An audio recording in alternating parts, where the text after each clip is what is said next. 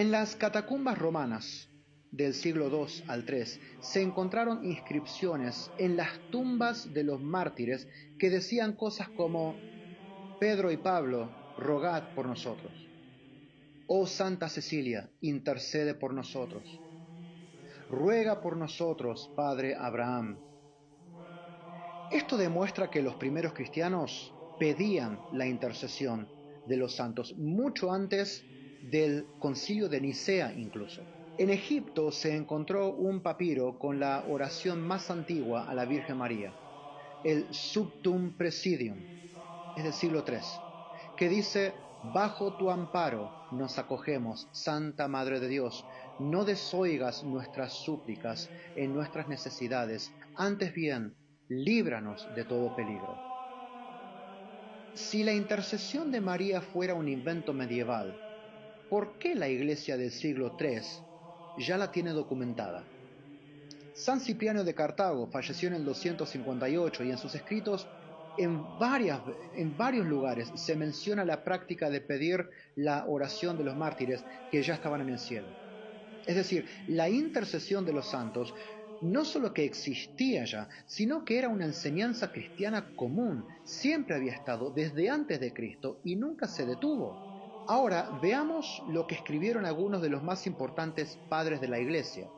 San Gregorio Nacianceno dice: no dudemos en pedir ayuda a los santos, porque tienen acceso a Dios en su favor. San Juan Crisóstomo dice: cuando los santos dejan este mundo, no dejan de preocuparse por nosotros, continúan intercediendo ante Dios por la humanidad. San Agustín de Hipona dice: si los apóstoles y mártires, mientras vivían, oraban por nosotros, ¿cuánto más después de haber recibido la corona? Sus oraciones por nosotros son aún más eficaces ahora.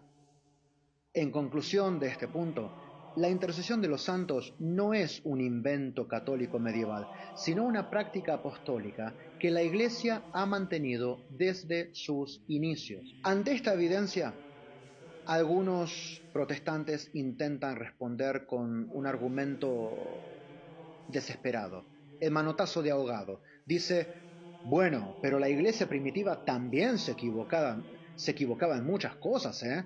Nosotros tenemos la razón, pero la Iglesia de antes, no, tenían muchísimos errores. A eso les digo: si la Iglesia primitiva estaba equivocada en esto, entonces también se equivocó en el canon de la Biblia. ¿Cómo puede un protestante confiar en el canon del Nuevo Testamento si fue la misma Iglesia Católica la que determinó qué libros eran inspirados? Si la Iglesia erró en interpretar la intercesión de los santos, entonces también pudo haber errado en el canon bíblico. Pero como los protestantes no quieren aceptar esta posibilidad, todo su argumento se desmorona. En segundo lugar, Cristo prometió que guiaría a su iglesia a toda verdad. Juan 16:13, cuando venga el Espíritu de la verdad, Él os guiará a toda la verdad. Si los primeros cristianos se equivocaron en una práctica fundamental de la fe, entonces Cristo mintió. Pero eso es imposible. Cerrando este punto, el argumento protestante simplemente no se sostiene. Si la iglesia primitiva creía en la intercesión de los santos, entonces los protestantes están rechazando la enseñanza original del cristianismo. ¿Qué sacamos en limpio del punto 3? Primero, que los primeros cristianos pedían la intercesión de los santos desde el primer siglo, y hay evidencia de eso. Segundo, que los padres de la Iglesia enseñaron claramente la intercesión de los santos, y hay muchísima evidencia de eso.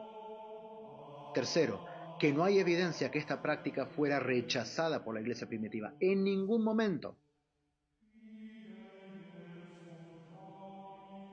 Y así queda desmontado el mito protestante de que la intercesión de los santos es antibíblica. ¿Qué vimos hoy entonces? Primero, que Jesús es el único mediador en sentido absoluto